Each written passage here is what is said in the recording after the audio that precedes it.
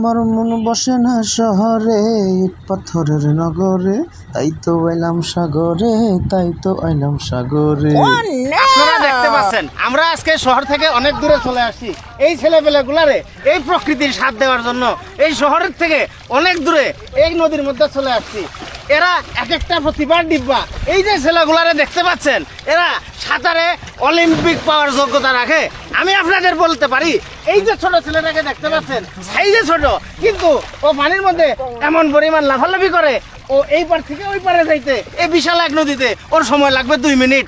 আপনারা দেখেন ওই যে দাড়িওয়ালা ছেলেটা, এই ছেলেটা যখন নদীতে সাঁতার পারে, মনে করতে পারেন আপনি উসাইন বল্ট দৌড়াইতেছে। তোমরা আমারে কথা দাও, আমি যদি তোমরা অলিম্পিকে নিতে পারি, তোমরা দেশের মান রাখবে। দেখেন আপনারা দেখেন, এই যে আমার হাতে একটা ফুটবল, এই প্রত্যেকটা ছেলে সকাল থেকে ফুটবল খেলে হাঁপায়ে উঠছে। এই ছেলেটাকে দেখেন, এই যে সাগর বলে ছেলেটা এত সুন্দর ফুটবল খেলে।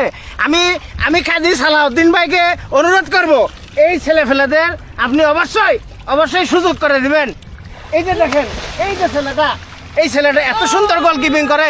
আপনি দেখেন, আমার দিকে ক্যামেরাটা ধরেন, আপনি বলটা দেখেন, এই ছেলেটা কত সুন্দর ড্রাইভ করে।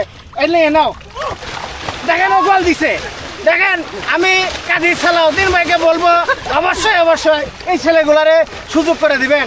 এবং আপনি এদের সাঁতারের প্রতিভাটা দেখেন। আমি নিজেও একটু সাঁতার কাটবো, আমারও চান্স দিয়েন।